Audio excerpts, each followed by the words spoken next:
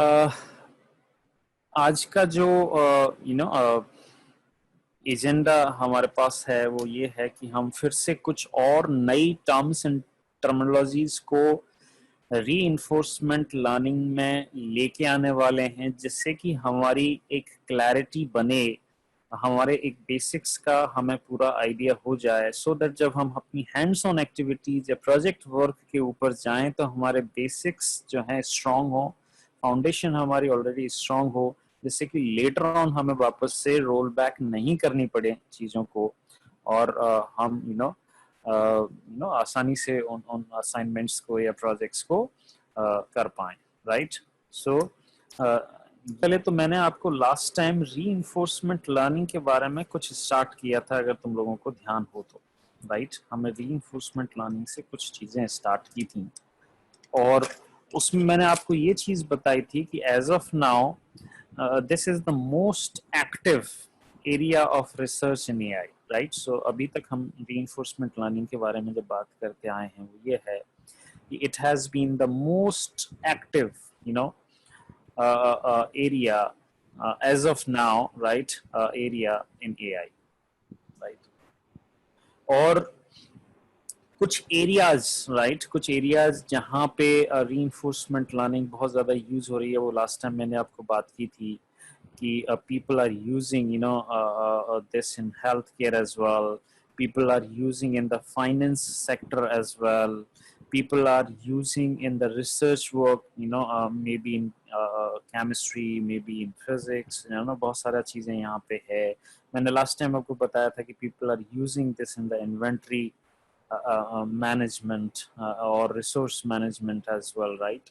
So ये चीज़ यहाँ पे है, और उसके लिए प्लस काइंड ऑफ ट्रांसपोर्ट में भी ऑटोमेटेड कार और ऑटोमेटेड व्हीकल, सो ऐसी चीज़ें यहाँ पे हमारे पास रीइंफोर्समेंट लर्निंग का।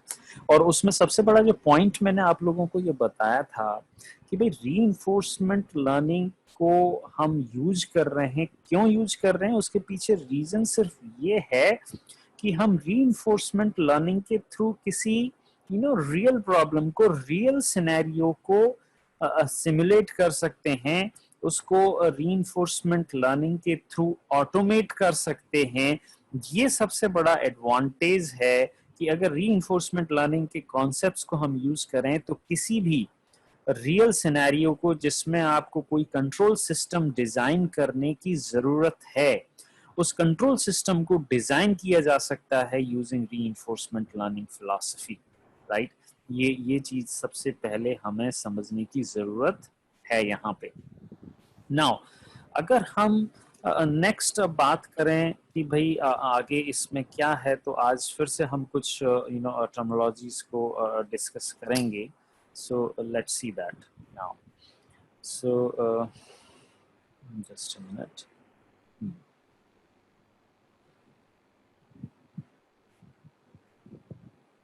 उसके बाद यहाँ पे हम लोगों को जो reinforcement learning, so RL stands for reinforcement learning, और हमने लास्ट टाइम उसमें बात की थी कि भाई ये एक मशीन लर्निंग की ही एक ब्रांच है, और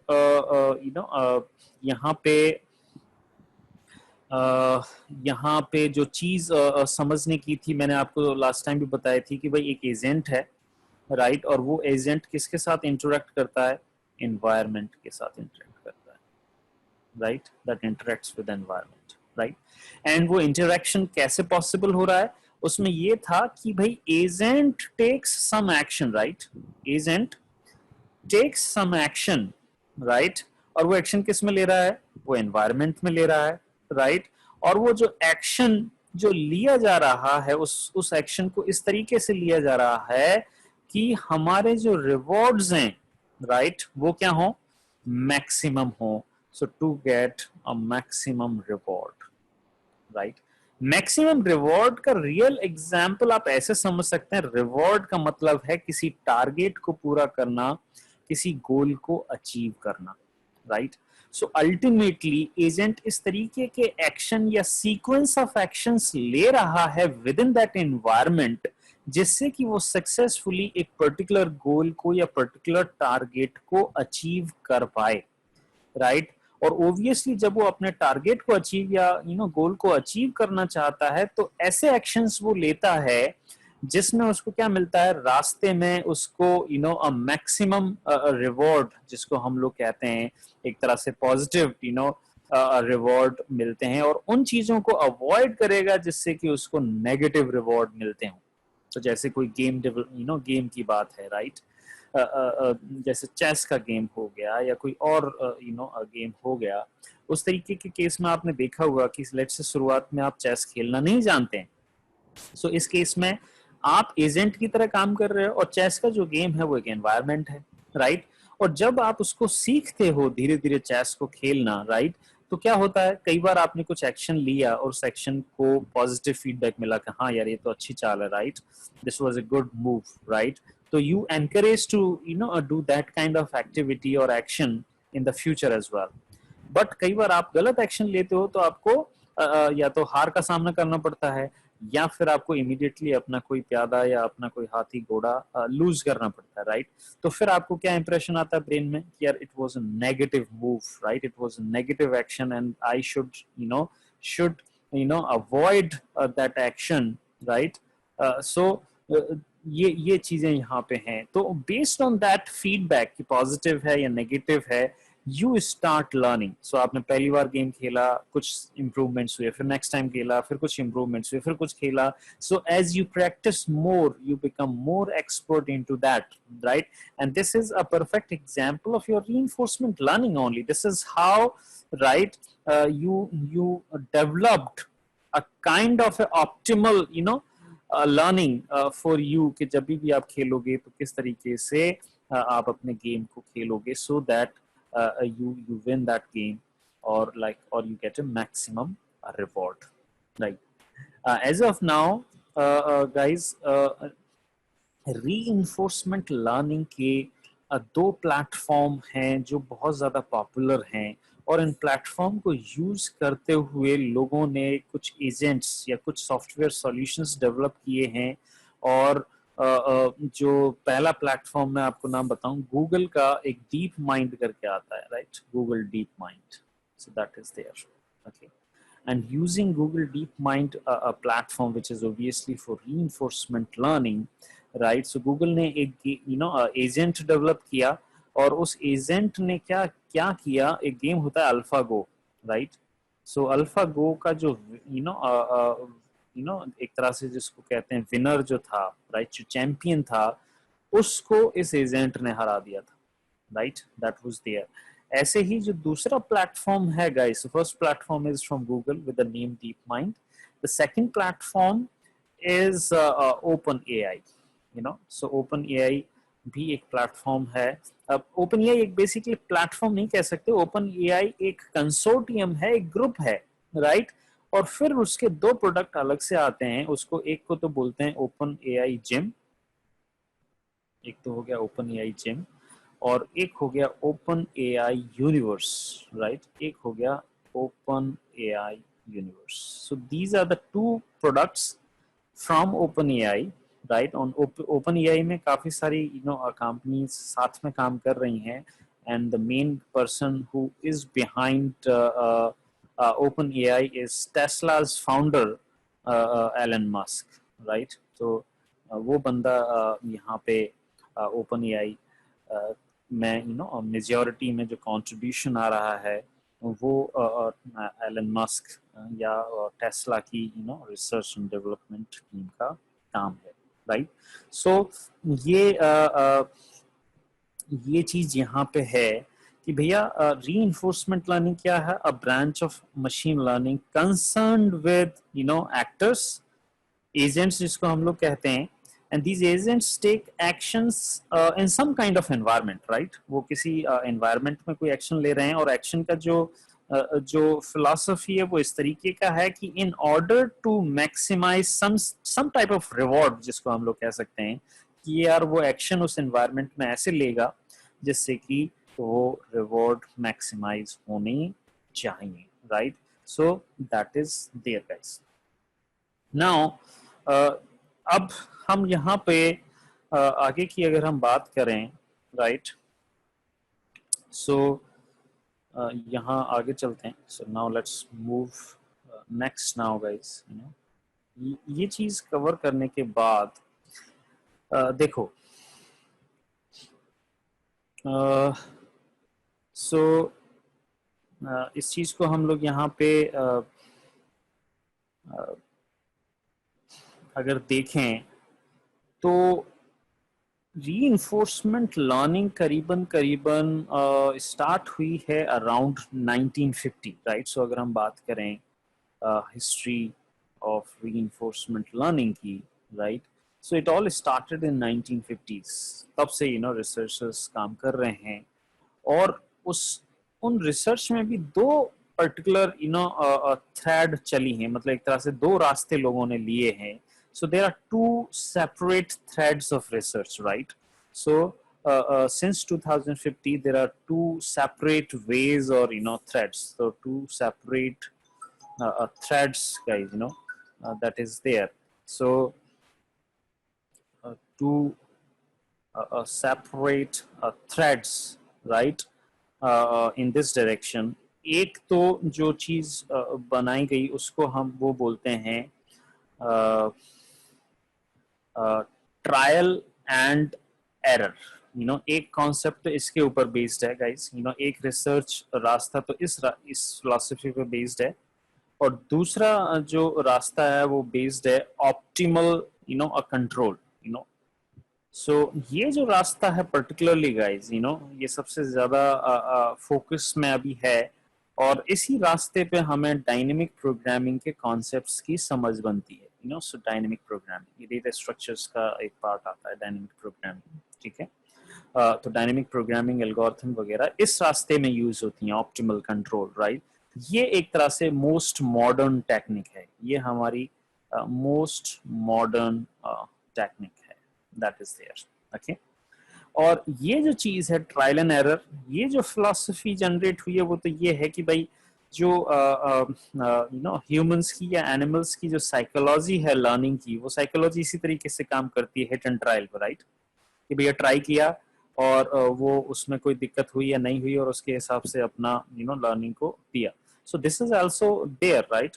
सो psychology of animal learning and neuroscience की किस तरीके से हमारा ब्रेन काम करता है जब हम किसी चीज को सीखते हैं तो वो किस तरीके से काम करता है, तो ये है. तो एक तो अप्रोच है 1950 से चल रहा है, वो हो गया ट्रायल एंड एरर वाला, और एक अप्रोच हो गया जिसको हम लोग ऑप्टिमल कंट्रोल कह रहे हैं, और उसी में हम लोग डायनेमिक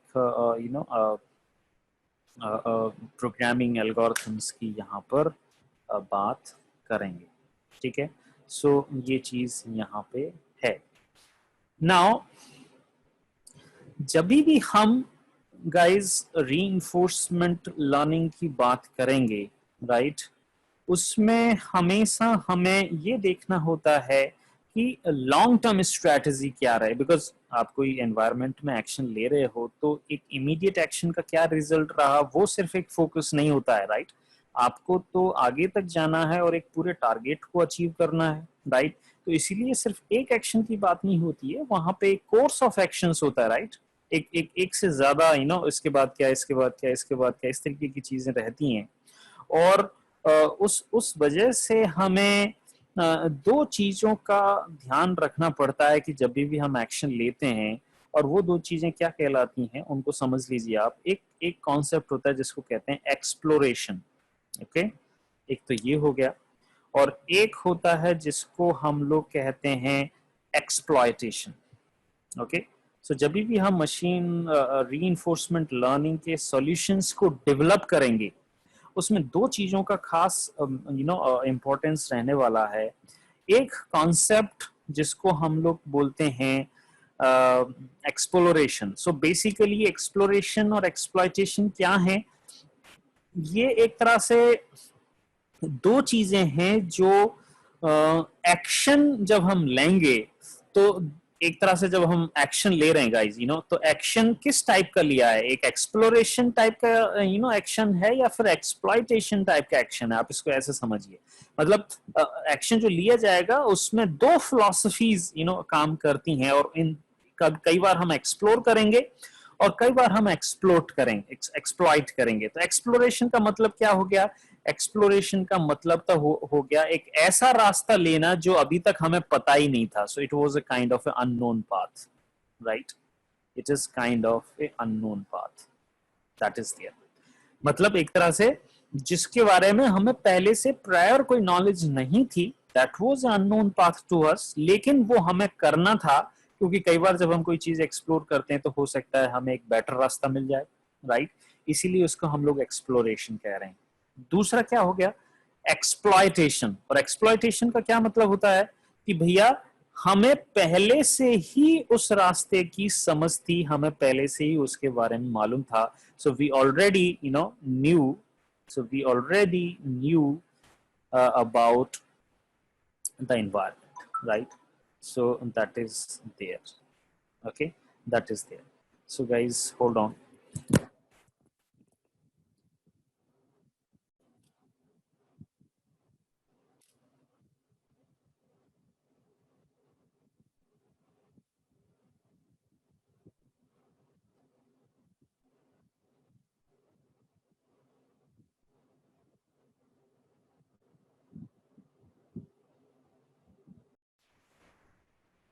So हम बात कर रहे थे कि जब भी दो एक्शंस लिए जाएंगे, राइट, उसमें ये रहेगा कि हमें एक्सप्लोरेशन वाले फिलॉसफी पे जाना है या फिर हमें एक्सप्लॉयटेशन वाली फिलॉसफी पे जाना है। एक्सप्लोरेशन का मतलब we are moving into a unknown path, right? तो जब हम एक्शन ले रहे हैं तो it is unknown, it was earlier not known to us and it may give us a better reward, right, comparison to a known path, right? वो हमें एक अच्छे रिटर्न दे सकता है, बट हमें एक तरह से बैलेंस बना के चलना पड़ता है जब भी हम किसी रीइंफोर्समेंट लर्निंग प्रॉब्लम को सॉल्व करेंगे गाइस। इन दोनों रास्तों में से एक चूज करेंगे, but we have to kind of a balance has to be there, right? Balance need to make, right? ऐसा नहीं कर सकते कि हम सारी चीजों में सिर्फ एक्सप्लोर ही करते रहेंगे, ये भी पॉसिबल नहीं है, राइट? या ऐसा भी नहीं होगा कि हम सिर्फ एक्सप्लॉइट करते रहेंगे। कुछ कॉम्बिनेशन हमें वहां पे चाहिए होता है, और उस कॉम्बिनेशन को कि भाई बेस्ट पॉसिबल कॉम्बिनेशन क्या है कि भाई 30% ऑफ द टाइम हम एक्सप्लोर कर रहे हैं और 70% ऑफ द टाइम भी एक्सप्लॉइट कर रहे हैं, या फिर कुछ और रेशियो होना चाहिए so that we get the optimal rewards, या फिर हम एक अपने टारगेट को सही तरीके से अचीव कर पाए। सो गाइज, मुझे बताइए ये क्या चीज क्लैरिटी आई कि हम लोग क्या कह रहे हैं? हमने सबसे पहले शुरुआत की थी कि भाई एक्शन लेने वाला है, कौन लेने वाला है? एजेंट लेने वाला है। कहाँ पे एक्शन होते हैं कि सब एनवायरनमेंट में होंगे। एनवायरनमेंट क्या है वो हम लोग थोड़ी सी देर में और बात करेंगे उसके बारे में। एनवायरनमेंट मतलब कोई real life scenario, right? Environment वो है। और जब एक्शन लेंगे तो हमारे पास रिवॉर्ड मैकेनिज्म होता है, पॉजिटिव रिवॉर्ड भी मिल सकता है, नेगेटिव रिवॉर्ड भी मिल सकता है। रीइंफोर्समेंट लर्निंग का काम ये है कि हम इस तरीके के सेट ऑफ एक्शंस या एक्शंस लें जिससे कि हम टारगेट को अचीव कर पाए। टारगेट को अचीव करने का मतलब है कि we get the maximum rewards. और इसके बारे में जब हमने बात की तो हमने ये कहा कि सब वैसे रिसर्च के दो एरियाज रहे हैं रीइंफोर्समेंट लर्निंग में। एक तो हो गया ऑप्टिमल कंट्रोल, जो कि डायनेमिक प्रोग्रामिंग वाले रास्ते के थ्रू जाता है, जो कि सबसे मॉडर्न अप्रोच है फिलहाल रीइंफोर्समेंट लर्निंग की। एक होता है ट्रायल एंड एरर की, कि भैया जैसे आदमी सीखता है गलती की और फिर सीखा, राइट? तो ये चीज है यहाँ पे। बट हमारा फोकस ऑब्वियसली रहेगा डायनेमिक प्रोग्रामिंग वाले कॉन्सेप्ट्स पे। और जब आदमी एक्शन लेता है तो वहां पे एक्शन दो तरीके का हो सकता है। उसकी फिलॉसफी ये है कि वो एक्सप्लोरेशन है या फिर एक्सप्लॉयटेशन है। एक्सप्लोरेशन है या फिर एक्सप्लॉयटेशन है। तो ये चीज वहां पे हमें समझने की जरूरत है। तो गाइज प्लीज कंफर्म कि क्या यहाँ तक आप लोगों को क्लियर है ये चीज?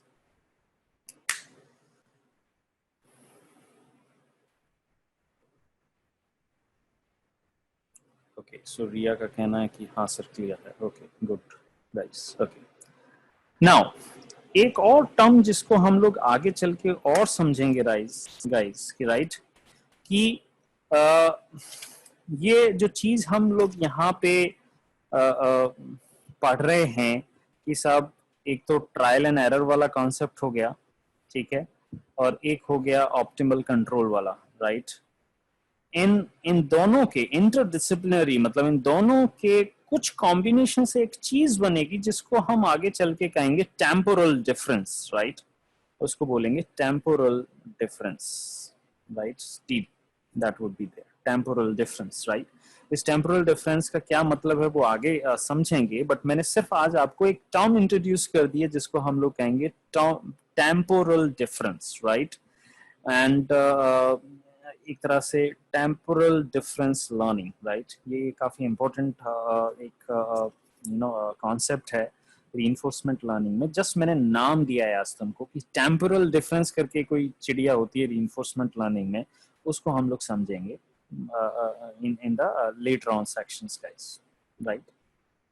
Now वो टेम्पोरल डिफरेंस को समझना इसलिए जरूरी है कि जितनी भी मॉडर्न अप्रोचेस हैं रीइंफोर्समेंट लर्निंग में, they are mainly based on this TD, right? ज्यादातर जितनी भी मॉडर्न अप्रोचेस अब डेवलप हो रही हैं, राइट, वो इस टीडी के बेस पर ही हैं, जिसमें दो कॉन्सेप्ट रहते हैं।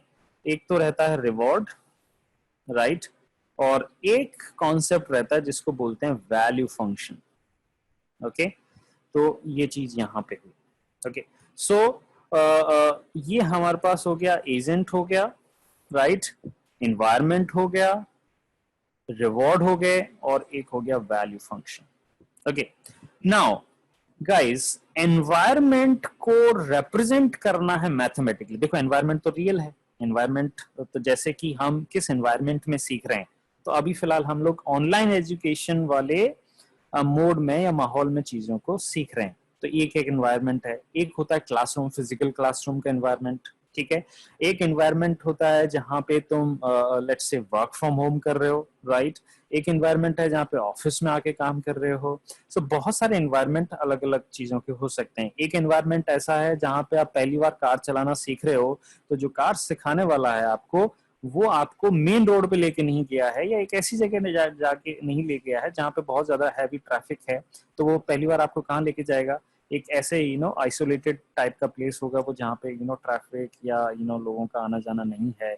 सो स्टार्टिंग आपकी वहां से होगी, तो वो आपके लिए एनवायरनमेंट है learning. And once you master that environment कि आप अकेले में आराम से चला पा रहे हो, आपको अब पता है कि गाड़ी को कैसे मोड़ना है, कैसे कहाँ पे ब्रेक लगाना है, कहाँ पे क्लच दबाना है, कैसे एक्सेलरेट करना है, वो सब चीजें आपको बेसिक फंक्शनैलिटीज उस एनवायरनमेंट में समझ में आ गई हैं। तो फिर आप क्या करते हो? You change the environment, right.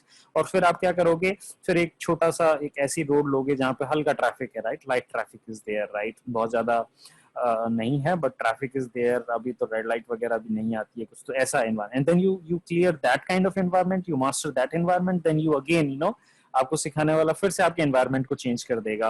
और इस बार क्या होगा साहब, उसमें तो ब्रेकर भी आ रहा है, उसमें ग्रीन रेड लाइट भी है, उसमें ट्रैफिक भी है, उसमें आगे से भी गाड़ी आ रही है, पीछे से भी कोई हॉर्न मार रहा है, उसमें कोई रास्ता भी क्रॉस कर रहा है तो भी है। तो so now your environment is getting complex and complex, right? Because now you have already learned, right, a lot of things. So handling that kind of environment is not a problem for you. Still, if you make any mistake, right, अगर कुछ mistake करोगे तो obviously आपको एक negative reward या punishment मिलेगा। तो हो सकता है उससे आपको देर लगे उस एनवायरनमेंट को मास्टर करने में, या फिर आपको अपनी ड्राइविंग स्किल्स को उस लेवल तक लेके जाने में, राइट। तो ये एनवायरनमेंट जो मैंने फिलहाल जो आपको एग्जांपल्स दिए, वो सब एक रियल लाइफ एग्जांपल्स हैं एनवायरनमेंट के, राइट। लेकिन किसी भी एनवायरनमेंट को मैथमेटिकली कैसे रिप्रेजेंट करते हैं वो जानना सबसे जरूरी है, right. So environment in real reinforcement learning, guys. So when I talk about the environment, जितने भी examples मैंने आपको दिए, so environments in reinforcement learning are defined as, right, they are defined as Markov a decision a process. Okay, so they are defined as Markov a decision process, which is MDP. क्या कहते हैं guys, समझ में आया क्या है ये मार्कov decision process? मार्कov decision process एक मैथमेटिकल टर्म है, एक मैथमेटिकल कॉन्सेप्ट है, और उसको क्यों यूज किया जा रहा है?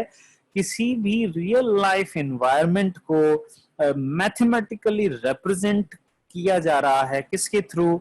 MDP के थ्रू या मार्कअप डिसीजन प्रोसेस के through. So environment in reinforcement learning are defined as Markov decision processes, MDP जिसको कहते हैं. और mathematically MDP is a tuple, guys. MDP is a tuple. So let's move to a new screen. So here we have, okay, so I was talking about this, guys, environment. So this is our environment that is there, okay. And in environment, guys, so in the environment we are defining through a Markov decision process को हम लोग इसको कहते हैं markup decision process और MDP. और MDP is a tuple, right. MDP is a tuple, right. So is a tuple, guys. Tuple भी एक टर्म होती है, मैथमेटिक्स में भी यूज होती है और पाइथन के कोड में भी यूज होती है. उस टपल में, गाइस, 5 चीजें आती हैं, समझ लीजिए सब लोग. उस टपल के अंदर क्या चीजें हैं? 5 चीजें हैं उस टपल में. एक को कहते हैं S, दूसरा कहलाता है A, तीसरी चीज कहलाती है P, चौथी चीज कहलाती है R, और लास्ट एक चीज है जिसको लोग बोलते हैं gamma, right. This is called as gamma, right. So guys, यहाँ पे अब आपको समझने की जरूरत है कि ये 5 चीजें क्या रिप्रेजेंट कर रही हैं. इन 5 चीजों का इस्तेमाल करते हुए हम किसी भी एनवायरनमेंट को मैथमेटिकली रिप्रेजेंट कर सकते हैं. पहली चीज तो ये, ठीक है. और क्या क्या है उसमें, यहाँ पर समझ लीजिए कि व्हाट इज दिस, गाइस. तो दिस S जो है, इसको हम लोग कहते हैं finite set of states, right. Finite set of states, okay. अब यार स्टेट क्या चीज है उसको समझ लीजिए. स्टेट का मतलब आप इसको ऐसे समझ लीजिए, हम अपना लेट्स से कार का ही एग्जांपल ले लेते हैं.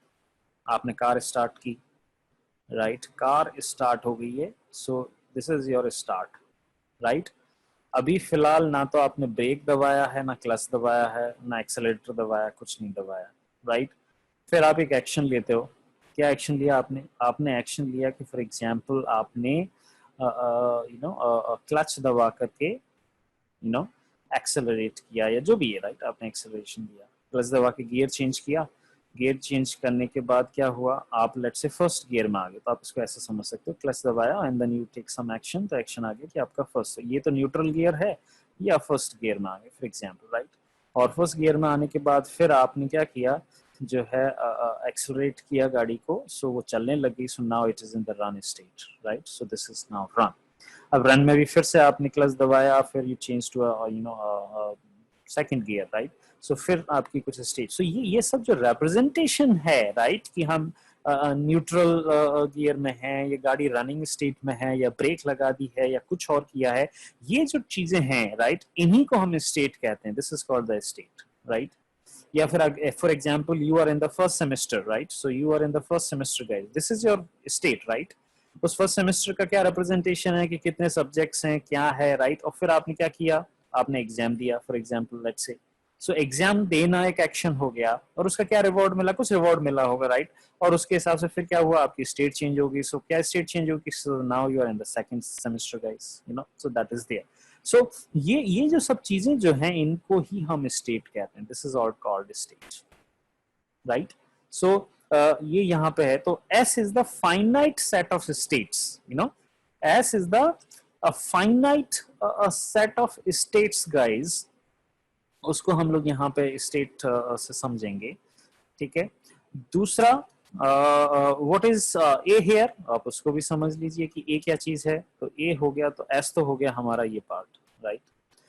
फिर है ए क्या है, finite set of actions, finite set of actions, that is there, okay. So actions क्या क्या ले सकते हैं, वो हमारे पास आता है. फिर पी क्या है, गाइस. पी है जिसको हम एक तरह से कहेंगे स्टेट ट्रांजिशन. ट्रांजिशन का मतलब होता है स्टेट, एक स्टेट से दूसरे स्टेट में जाना. State transition probability matrix, probability matrix, that is there. क्या मतलब है इसका, मतलब उसका ये है कि एक तरह से जब हम एक स्टेट से दूसरे स्टेट में जाते हैं तो क्या प्रोबेबिलिटी है कि जब हम कोई एक्शन लेंगे तो इस स्टेट से वो किस स्टेट में जाएगा, इस स्टेट से वो किस स्टेट में जाएगा, तो उसी उसी के बारे में चांस क्या है, प्रोबेबिलिटी क्या है, उसी को हम लोग यहाँ पे कहते हैं। तो एक तरह से ये चीज यहाँ पे है कि एक तो ये प्रोबेबिलिटी का कुछ टर्म यहाँ पे आ गया। दूसरा गाइस आर क्या है, आर को सिर्फ समझ लीजिए कि आर क्या है। आर है reward function, you know R is called as reward function, जिसको हम लोग बोलते हैं reward function guys.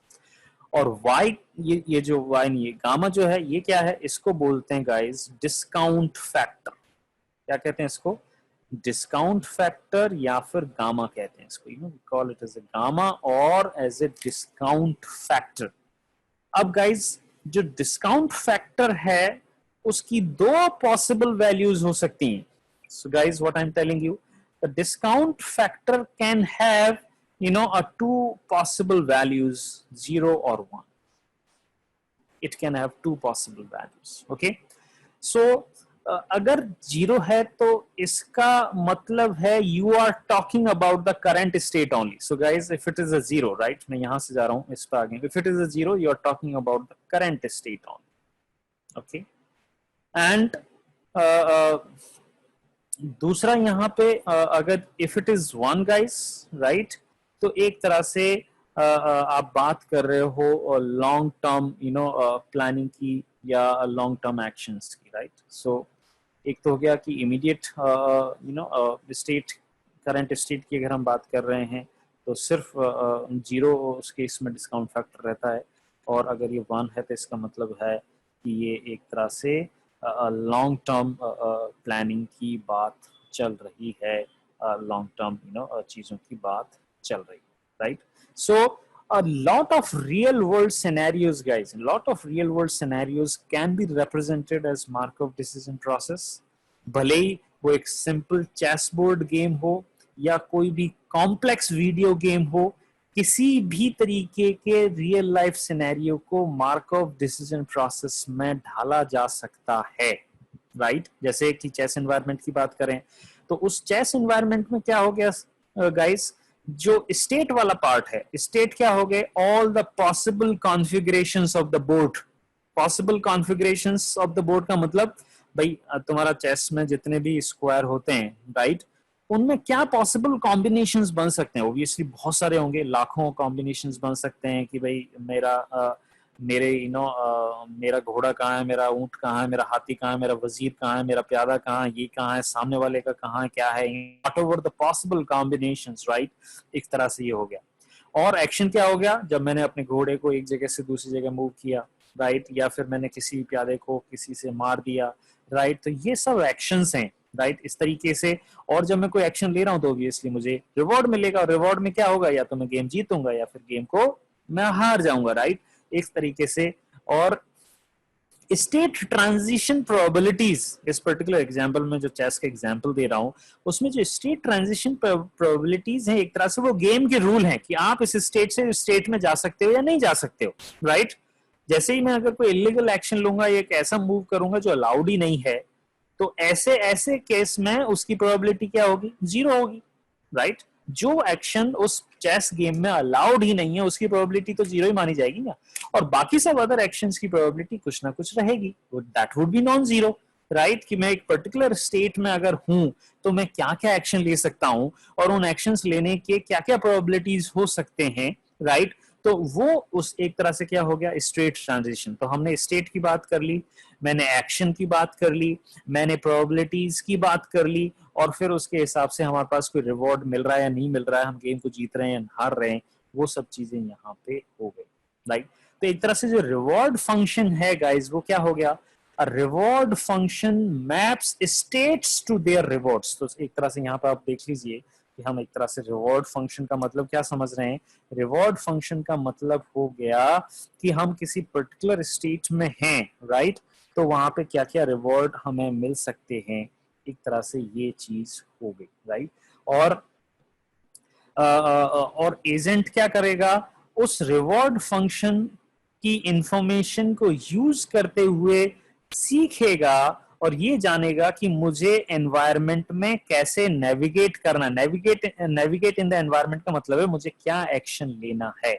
So guys reward function एक वो चीज है, थोड़ा सा मैथमेटिकल रहेगा बट ठीक है, will try to make it simple as possible guys. So right, so reward function guys, this is the reward function. Okay, reward function का क्या मतलब है? A reward function is a mapping, right? Mapping from states to a reward.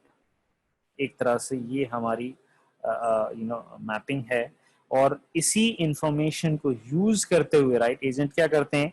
So agents जो होते हैं they use, right, agents use to learn, अगर मैं इसको लिख दूं, use to learn how to navigate का मतलब है एक स्टेट से दूसरी स्टेट में जाने को ही नेविगेशन कहते हैं, navigate the environment, that is there. ये चीज यहाँ पे ओके।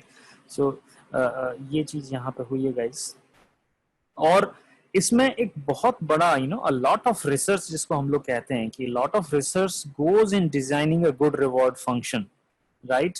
एक अच्छा रिवॉर्ड फंक्शन डिजाइन करने में बहुत ज्यादा टाइम एक लगता है हमें जब भी बात करेंगे, वो तो एक चीज तो ये, राइट।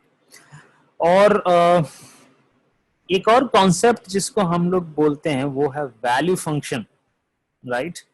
एंड उस वैल्यू फंक्शन का मतलब क्या है? सो वैल्यू फंक्शन एक तो हो गया रिवॉर्ड फंक्शन गाइस, एक हो गया वैल्यू फंक्शन। इस चीज को समझ लीजिए आप, वैल्यू फंक्शन क्या चीज है? वैल्यू फंक्शन का एक तरह से मतलब है कि जब हम किसी स्टेट एस से स्टार्ट कर रहे हैं कुछ काम, right, so when we are starting from state S, then what is the expected return guys, so क्या हो गया? इसको एक तरह से हम इसको ऐसे समझेंगे कि एक्सपेक्टेड रिटर्न, मुझे क्या रिटर्न मिलेगा अगर मैं उस स्टेट से स्टार्ट करूं। सो इस expected return starting from state S, कोई भी एक स्टेट एस है, आप उससे अगर स्टार्ट कर रहे हैं, राइट, तो आपको क्या एक्सपेक्टेड रिटर्न मिल सकता है, राइट। सो एक तरह से आप इसको समझें, मतलब प्रैक्टिकल सिनेरियो में वैल्यू फंक्शन ये चीज डिसाइड करता है, वो हमें बताता है कि एजेंट को, राइट, किसी स्टेट में रहने में फायदा मिलेगा या नहीं मिलेगा।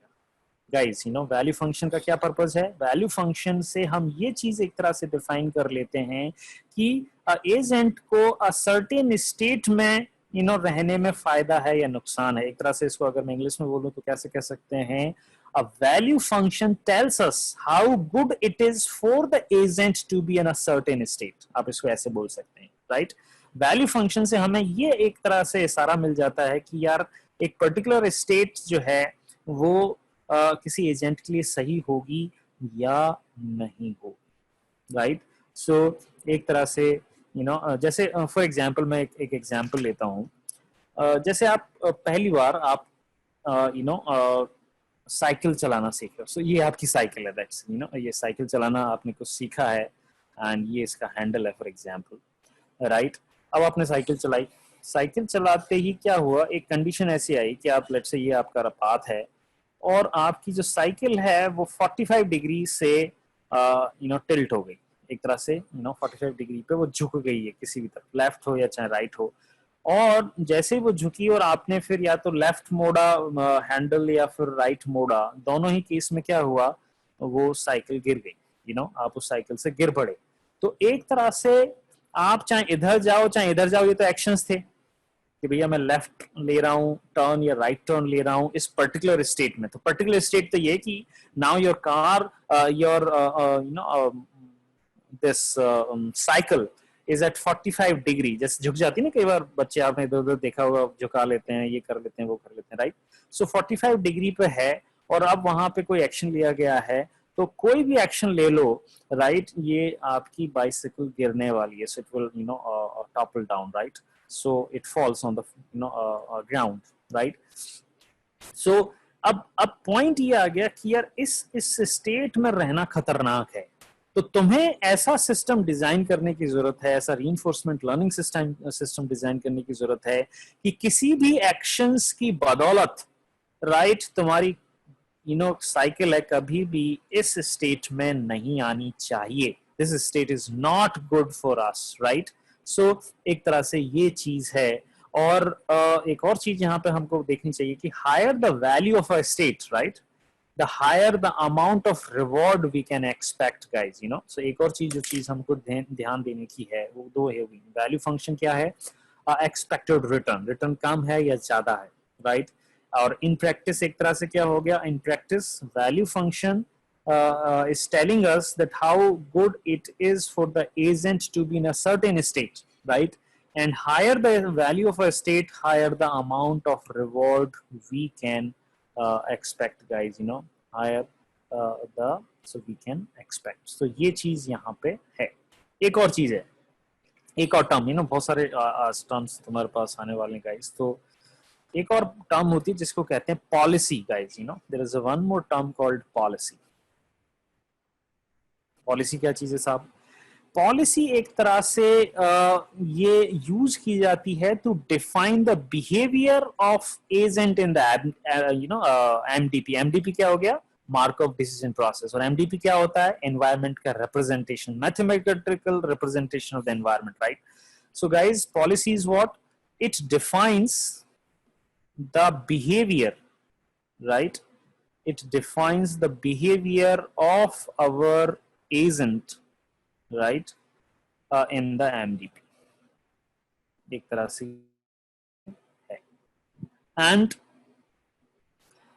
एक तरह से पॉलिसीज क्या हो गई, राइट? एक तरह से ये है कि किस स्टेट में हम क्या एक्शन ले सकते हैं, ये उसी के बारे में, राइट? सो पॉलिसी एक तरह से क्या बता रही है कि एक तरह से यू नो डिस्ट्रीब्यूशन, एक तरह से ये हो गया कि distributions of actions, right? Distribution of you know of actions you know in a given state, right?